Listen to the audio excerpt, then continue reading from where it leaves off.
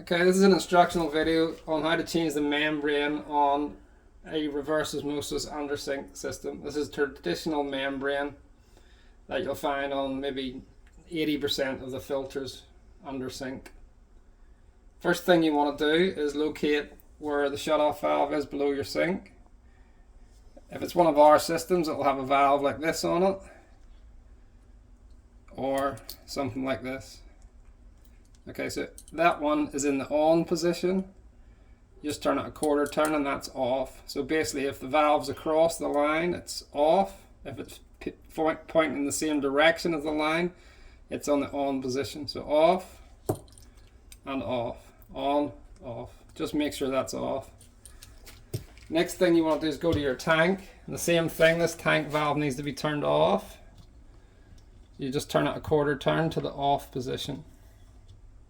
Now you're ready to change the membrane. So what I suggest, well, it's very important also to turn the water filter tap at your sink on and make sure there's no water, and also this will relieve the pressure on the membrane, which will make it easier to actually open. Okay, now to make it easier for yourself, you might want to unclip any filters that are on top of the membrane. Just set them aside. This membrane unclips as well. So you'll see at this end, there's a tube coming out of the membrane, and you'll see also there's a little oval collar or a round collar here. So if you see what I'm trying here, you can't pull that tube out. It's just impossible. To get it out, you need to get 2 fingers. I'll try and do it the other side so the camera can see it. You need 1 finger on one side, 1 finger on the other side, and as you're doing that, pull it out like that. Okay, so I'll just show you that again. It's in like that. Can't pull it out. 1 finger that side, 1 finger that side, and pull the tube as you're doing it. Okay, now that's all you have to do to get to the nut that holds the membrane in position. With the nut, it goes to the left to untighten it. So you open it up like that.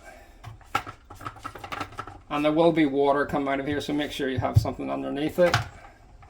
And as you can see here, the little O-ring has came out, but that's alright, just need to make sure that that stays on there. This is the thing that actually makes the seal to your membrane. Okay, your membrane's in here. And we'll just pause the video a minute. To get the membrane out, just take a pair of pliers and grip on this end of the membrane and just gently ease the membrane out of the system, and out it comes. Okay, unwrap your new membrane. Make sure when you're doing it you don't touch any part of this. Just hold it by the end here, take it carefully out of the packet, and the end with these O-rings on it goes in there. So if you can see in there, there's a little hole that it just fits into. So just put it in like that, bit of gentle force with the heel of your hand, making sure the O-ring's still on. Do that up. Now if you do have problems getting this nut off, you can get a spanner like that that fits on. It allows you to get a bit more leverage on there. What I would suggest is when you're putting it back on, if you have got the spanner, don't use it, just put it on hand tight. It doesn't need to be fully in there. Get this bit of tube that you took out, firmly push it back into the elbow again, and then clip your membrane back on, and anything that you unclip from the top of it, and that's your system ready to go. Go to the tank first, make sure your valve at the sink's still on. Open up the tank tap and the water will start flowing through the system again.